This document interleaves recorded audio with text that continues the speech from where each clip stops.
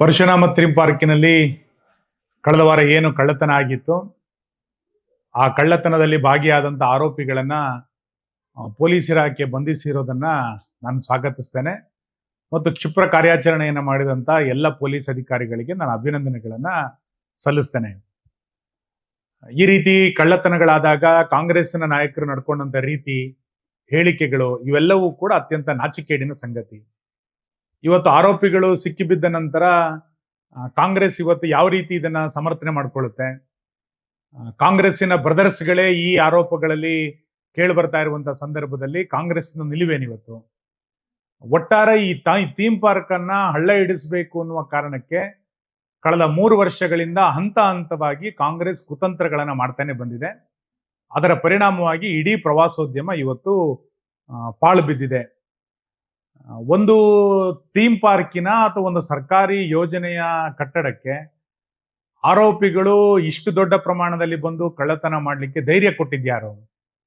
ಕಾಂಗ್ರೆಸ್ ಸರ್ಕಾರ ಇದ್ದಿದ್ದ ಕಾರಣಕ್ಕೋಸ್ಕರನೇ ಇಷ್ಟೆಲ್ಲ ಧೈರ್ಯಗಳು ಆರೋಪಿಗಳಿಗೆ ಬರಲಿಕ್ಕೆ ಸಾಧ್ಯ ಆಯಿತು.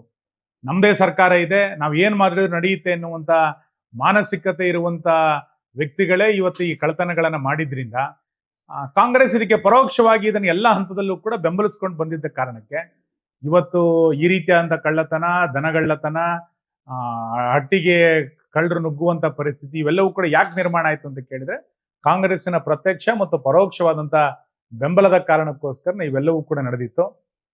ಕುಕ್ಕರ್ ಬಾಂಬ್ ಬ್ಲಾಸ್ಟ್ ಆದಾಗ ಅವ್ರನ್ನ ಬ್ರದರ್ಸ್ ಅಂತ ಕರೆದಂತ ಶಿವಕುಮಾರ್ ಅವರು ಪರಶುರಾಮ ಥೀಮ್ ಪಾರ್ಕ್ ಅನ್ನ ಮುಂದಿನ ಚುನಾವಣೆಯ ತನಕ ಇಟ್ಕೊಳ್ತೀನಿ ಎನ್ನುವಂತ ಹೇಳಿಕೆಗಳನ್ನ ಎಲ್ಲದನ್ನೂ ಕೂಡ ಕೊಟ್ಟಿದ್ದು ಇವತ್ತು ಇತಿಹಾಸಗಳು ಹೇಳ್ತಾ ಇದೆ.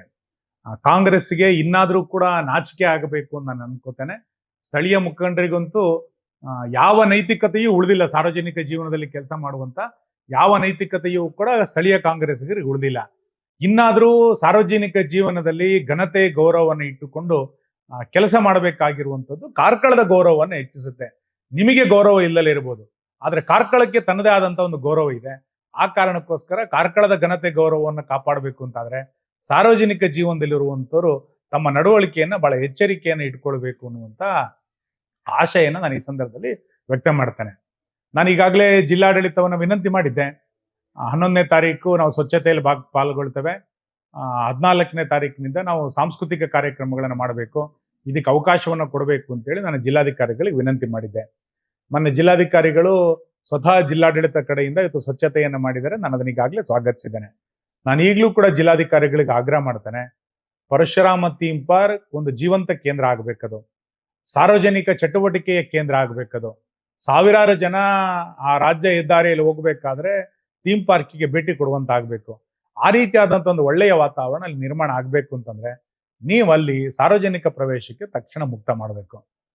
ಹಾಗಾಗಿ ಅಲ್ಲಿಯ ಸಾಂಸ್ಕೃತಿಕ ಚಟುವಟಿಕೆಗಳು, ನಾಟಕ, ತಾಳಮದ್ದಲೆ, ಯಕ್ಷಗಾನ ಈ ಎಲ್ಲ ಚಟುವಟಿಕೆಗಳು ಮಾಡಲಿಕ್ಕೆ ನೀವು ಅನುವು ಮಾಡಿಕೊಡ್ಬೇಕು. ಸಾರ್ವಜನಿಕರಿಗೆ ನೀವು ಅನುವು ಮಾಡಿಕೊಳ್ಳಿಲ್ಲ ಅಂದ್ರೆ ಕನ್ನಡ ಕಲ್ಚರ್ ಮುಖಾಂತರ, ಕನ್ನಡ ಮತ್ತು ಸಂಸ್ಕೃತಿ ಇಲಾಖೆಯ ಮುಖಾಂತರವೋ ಇಲ್ಲ ಪ್ರವಾಸೋದ್ಯಮದ ಇಲಾಖೆಯ ಮುಖಾಂತರ ಆದರೂ ಕೂಡ ಇದನ್ನು ಮಾಡಬೇಕು.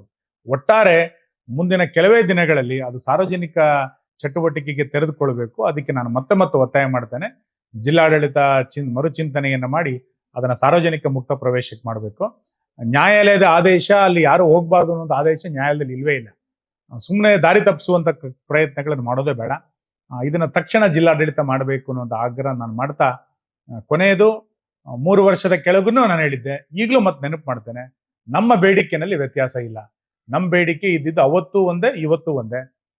ಬಿಡುಗಡೆಗೊಂಡಂತ ಹಣವನ್ನ ತಕ್ಷಣ ಸರ್ಕಾರ ಬಿಡುಗಡೆ ಮಾಡಬೇಕು, ಕಾಮಗಾರಿಯನ್ನ ಪೂರ್ತಿಗೊಳಿಸ್ಬೇಕು, ಪ್ರವಾಸೋದ್ಯಮಕ್ಕೆ ಅದು ತೆರೆದುಕೊಳ್ಬೇಕು, ಸಾರ್ವಜನಿಕ ಚಟುವಟಿಕೆಗಳಲ್ಲಿ ಆರಂಭ ಆಗಬೇಕು. ಈ ಬೇಡಿಕೆಯನ್ನು ಅವತ್ತಿಂದನೂ ಕೂಡ ಹೇಳ್ತಾ ಇದ್ವಿ, ಇವತ್ತು ಕೂಡ ನಾವು ಹೇಳ್ತಾ ಇದ್ವಿ. ಜಿಲ್ಲಾಡಳಿತ ಇದಕ್ಕೆ ತಕ್ಷಣ ಸ್ಪಂದನೆಯನ್ನು ಮಾಡಬೇಕು. ಕರಾವಳಿಯ ಪ್ರವಾಸೋದ್ಯಮ ಅಂತೇಳಿ ಸರ್ಕಾರ ಯೋಚನೆಯನ್ನು ಮಾಡಬೇಕಾದ್ರೆ ಪರಶುರಾಮ ಥೀಮ್ ಪಾರ್ಕ್ ಅನ್ನ ಬಿಟ್ಟು ಕರಾವಳಿಯ ಪ್ರವಾಸೋದ್ಯಮ ಆಗ್ಲಿಕ್ಕೆ ಸಾಧ್ಯ ಇಲ್ಲ. ಇದನ್ನ ಅರ್ಥ ಮಾಡಿಕೊಂಡು ತಕ್ಷಣ ಸರ್ಕಾರ, ಜಿಲ್ಲಾಡಳಿತ ಎಚ್ಚೆತ್ತುಕೊಳ್ಬೇಕು ಅನ್ನುವಂತ ಆಗ್ರಹವನ್ನು ನಾನು ಮಾಡ್ತೇನೆ.